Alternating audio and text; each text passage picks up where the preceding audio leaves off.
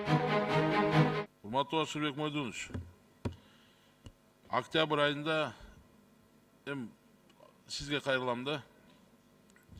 Жогорку соттун төрайымы бул жерге келгенде мен баягы чек арачылар, бажы кызматкерлери, анан ГАИ кызматкерлери жөнүндө маселени көтөрдүм да. Баягы 15 адам кармалганда, рейд жүргүзүп, Сосновкадан Лейлекке чейин 15 кызматкер кармалып, бардыгы окшош статья менен, берене менен кылмыш жообуна тартылып, окшош беренелер аларга айып негизинде угузулуп, сотто баары бир статья менен соттолуп, бирок 13-ü бошто калды, экөөнү 23 мартта сот камакка алды да.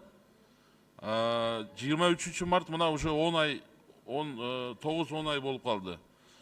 21 майда апелляциялык инстанция бул ишти карай баштады. Мына Ашырбек Мойдунович 7 ай болду. Камакта жатат.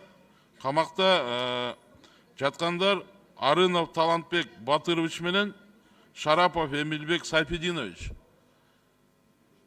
Ошондо жогорку соттун төрайымына айтканда, карашо биз тактап туруп маалыматты беребиз деди. Мага маалыматты берди. Кандай маалымат?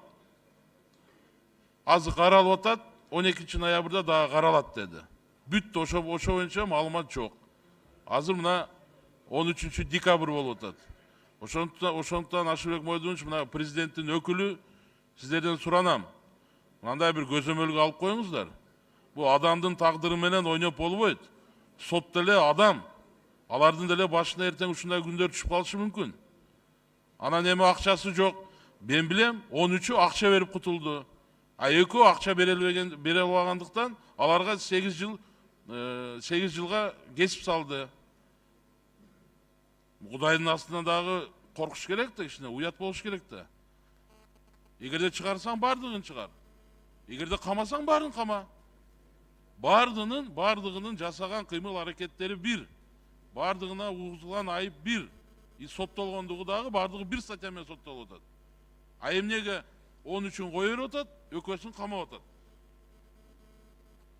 Ошондуктан сураныч, мына президенттин өкүлү, эми сиздер көзөмөлдөйсүңөр сотту. Ошого бир көңүл салып коюңуздар. Акыйкат болуш керек.